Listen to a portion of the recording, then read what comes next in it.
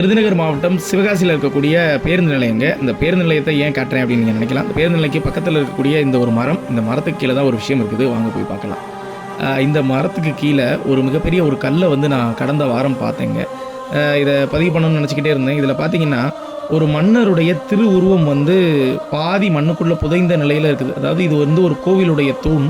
இந்த தூண் வந்து எப்படி இந்த இடத்துக்கு வந்துச்சு அப்படின்றது தெரியலை.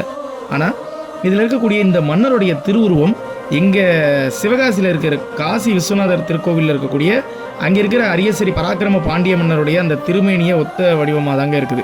நீங்கள் கண்ணில் பார்க்கக்கூடிய இந்த இது வந்து கோவிலில் இருக்கிறது.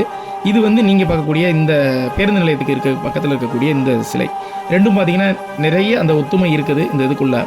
ஆனால் இன்றைக்கும் பார்த்திங்கன்னா இந்த மன்னருடைய இந்த திருமேனிக்கு யாரோ ஒருத்தவங்க மலர் போட்டு அதை ஒரு சாமி மாதிரி தான் அதை இது பண்ணிட்டு வர்றாங்க.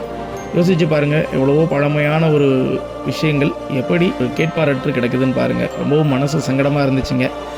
இது என்ன பண்ணணும்னு எங்களுக்கும் தெரியலை. அந்த இடத்துல வந்து ஆனால் யாரோ ஒருத்தவங்க மன்னரை வந்து வழிபாடு பண்ணுறாங்க அப்படின்றதே எங்களுக்கு ஒரு சந்தோஷமாக இருந்துச்சு.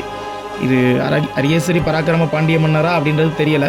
ஆனால் அவருடைய அந்த திருவுருவம் வந்து இந்த கோவிலில் இருக்கிற திருவுருவத்தோட ஒன்றாக இருக்குதுங்க. அதனால் வந்து இது நிச்சயம் ஒரு பாண்டிய மன்னருடைய சிலையம்சமாக இருக்கக்கூடும் அப்படின்னு நாங்கள் நினைக்கிறோம்.